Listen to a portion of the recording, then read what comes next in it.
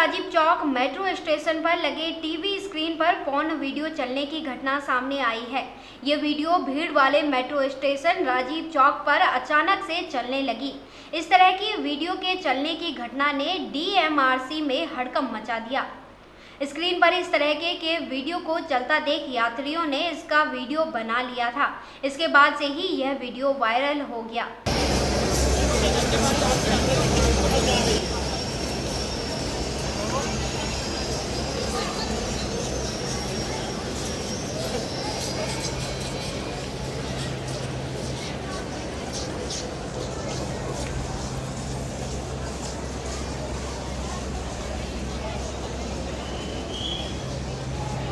वहीं मामला बढ़ने के बाद डीएमआरसी ने इस मामले को गंभीरता से लिया और इसकी जांच के लिए एक कमेटी गठित कर दी है। ब्यूरो रिपोर्ट देवभूमि न्यूज।